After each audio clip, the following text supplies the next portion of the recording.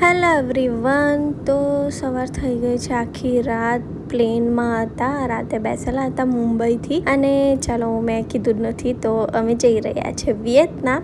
તો અમારી ફેમિલીની first international trip અને રૂહીની ફર્સ્ટ પ્લેન ટ્રીપ. તો જઈ રહ્યા છે વિયેતનામ. આ વિયેત જેટ જોઈને તમને ખ્યાલ આવી જ ગયો હશે. તો ફાઇનલી સવાર થઈ ગઈ છે અને રૂહી મેડમ પણ ઉઠી ગયા છે.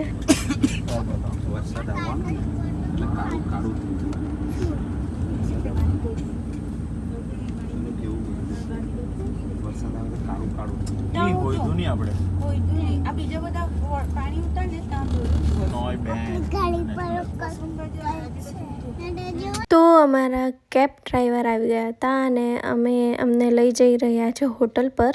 તો ચાલો તમને બસ, આ મિની બસ જેવું છે, ટ્રાવેલર્સ જેવું, તો એમાં જઈ રહ્યા છે. અને બધા બચ્ચા પાર્ટીઓ બેસેલા છે, બધા ઉઠી ગયા છે, ફ્રેશ ઊંઘ કાઢીને ઉઠી ગયા છે.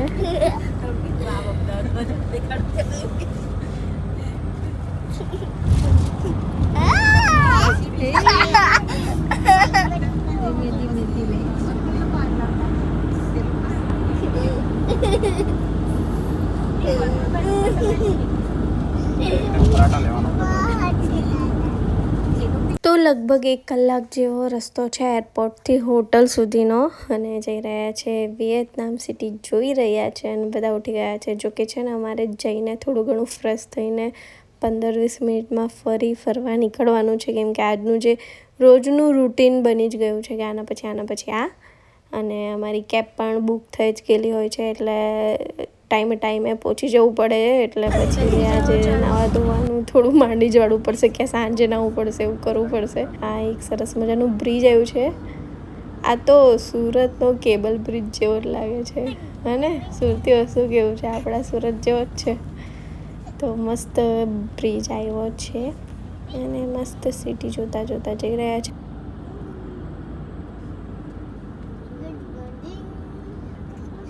ફટાફટ રેડી થઈને ફ્રેશ થઈને નીકળી આવ્યા છે અમે આ વિયેતનામનું ફેમસ બ્લેક ચર્ચ જોવા માટે. અને ગાઈસ લગભગ 11 જેવા વાગ્યા છે, પણ તો પણ લાગતું નથી કે 11 વાગ્યા હોય, જાણે સવારના 7 વાગ્યા હોય એવું લાગે છે.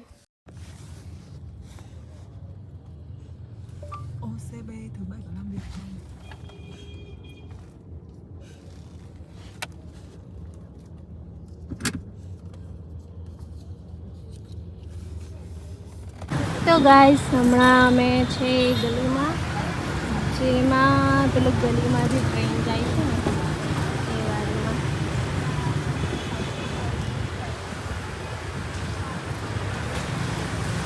નાની ગલી છે, નાનકડી ગલી છે, નાની જ ગલી છે, એમાંથી ટ્રેન જાય. અહીંયા આવી તો ગયા ગાઈસ, પણ એક પ્રોબ્લેમ થઈ ગઈ છે. અમે 2 કાર બુક કરાવેલી હતી, તો એક કારવાળો કશે બીજે ઉતારી દીધું છે અને અમને અહીંયા એક બીજા પ્લેસ ઉપર ઉતારી દીધું છે. જો કે બંને જગ્યાએ ટ્રેન આવે જ છે, તો પછી નજીક જ હતું અને મેં ફોન પર કોન્ટેક્ટ કરી લીધો છે. અને હવે વિચાર્યું કે ચાલો સાથે જ જતા રહીએ, કેમ કે ત્યાંથી ફરી પાછું અલગ થઈ જાય એના કરતાં. તો ફાઇનલી ત્યાં પહોંચી ગયા છે અમે બધા સાથે, ફેમિલી મેમ્બર અમે ભેગા થઈ ગયા છે. અને હવે અહીંયા વેટ કરી રહ્યા છે, બધા જ વેટ કરે છે બેસીને, ટ્રેન આવે એની રાહ જોઈ રહ્યા છે. તો ખાસા બધા લોકો છે અને ખતરનાક માહોલ બની ગયું છે.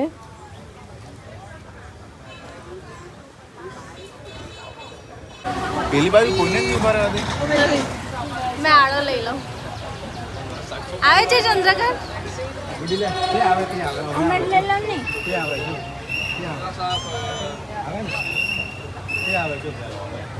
અંદર આવી જાજો પછી.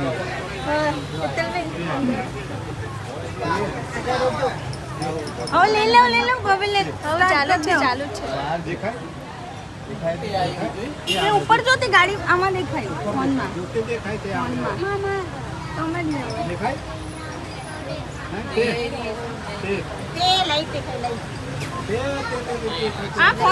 ફોનમાં દેખાય. અરે બહુ સ્લો છે. આ લાઈટ આ તો આપણે થાઈલેન્ડમાં બી ઉઠ્યું બેંકોક. આટલી સ્લો છે તમે જોજો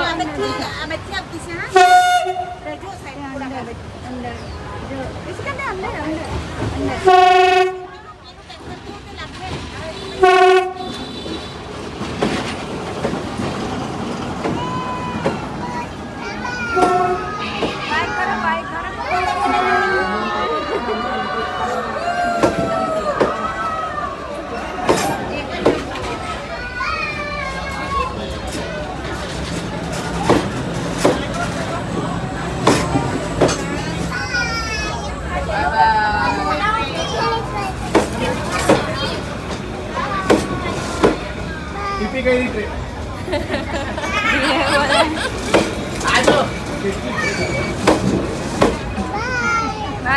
જાઓ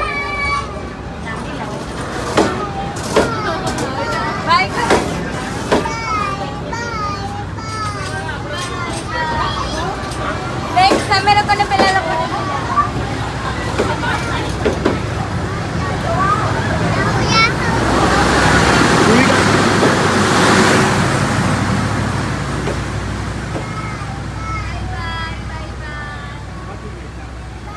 એમાં બેસવા બી દે એવું લાગ્યું.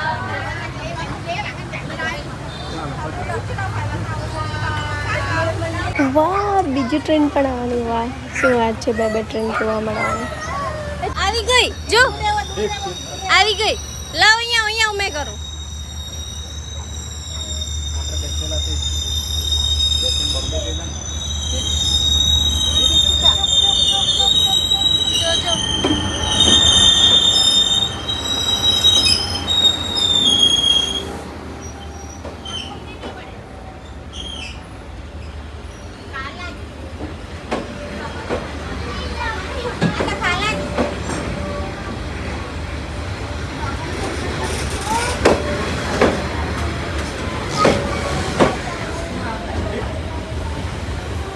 ચાલો ત્યારે આજનો ખોટો પૂરો આવી ગયા છે પાછા હોટલ પર અને આરામ કરવું પડશે કેમ કે ફ્લાઇટમાં પણ સરખું ઊંઘાયું નહીં અને છોકરાઓ માટે મસ્ત કલર બુક લઈ આવેલા હતા એટલે એ લોકોને પણ ટાઈમ પાસ થઈ જાય. કેવી રીતે કલર કરવાનો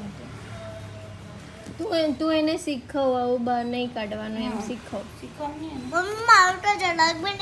હા તો એ તો તું બહુ મોટી દીદી છે ને, શીખવ ને. શીખવજો. બોર્ડર પર આવે ને ક્રિશિકા દેખા જો તો બોર્ડર જાય ને ત્યારે દીદી કેવું કરે છે જો આ બોર્ડર હોય એની બહાર નહીં જવા દેવાનું. હા ને, જો આ રોહિત દીદીએ કેવું આ બોર્ડરની બહાર નહીં જવા દીધું. હા આ બાજુ જો કશે નહીં. તો ડે 1 વિયેતનામમાં પૂરો થઈ ગયો છે. તો ગાઈસ વ્લોગમાં બન્યા રહેજો. કાલે ડે 2નો વ્લોગ આવી જશે અને વિડીયો ગમ્યો હોય તો લાઈક કરજો, ચેનલને સબસ્ક્રાઈબ કરતા જજો. ઓકે ગાઈસ ચાલો કાલે મળીએ વિયેતનામ ડે 2માં. Okay bye guys. એક કરીને સુજો ને આપણે